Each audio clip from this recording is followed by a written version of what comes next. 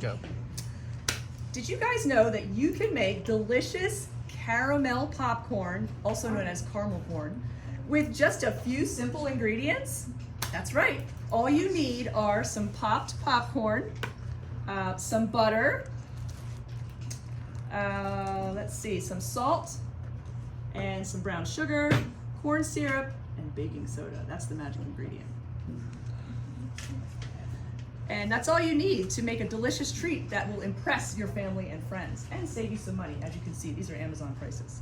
All right, the first thing you're gonna do is turn on your burner to medium. I'm gonna use medium high because I want this to be done so we can serve it today.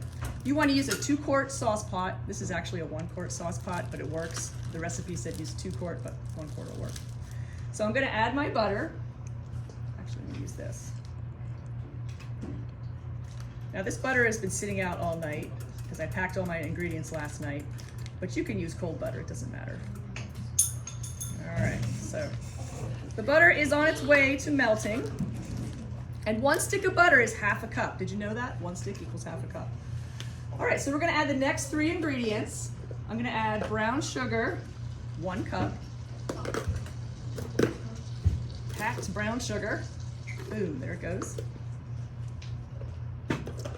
And I am going to add a 1/4 cup of this corn syrup. Corn syrup's not very good for you, but sometimes we eat things that aren't good for us, right?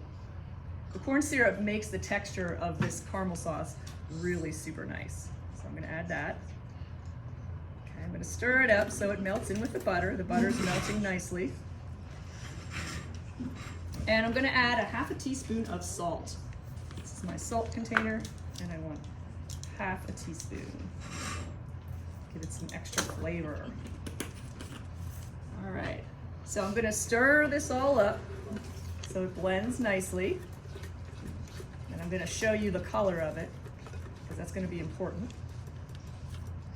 Now, once the mixture is completely melted and blended together, we're gonna add the magic ingredient.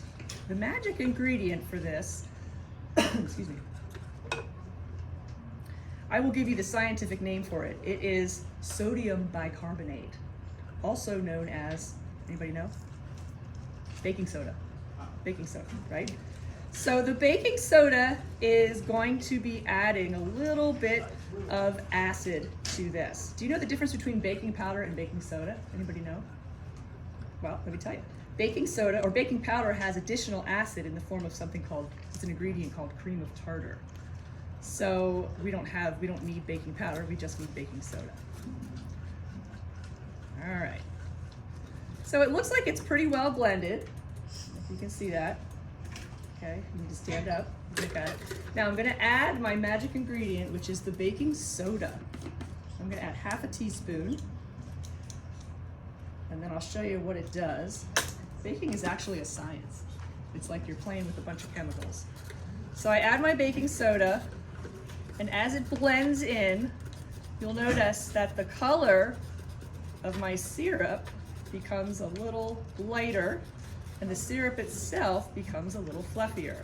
I'm gonna give it a little time to cook here and let all those chemicals blend together. I'm gonna stir it to coat it up.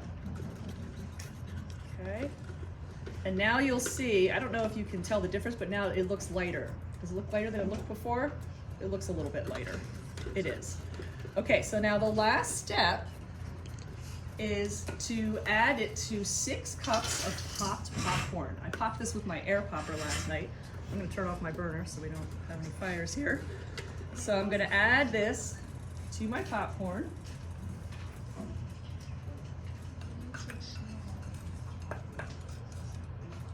get it all, every last drop. Now before it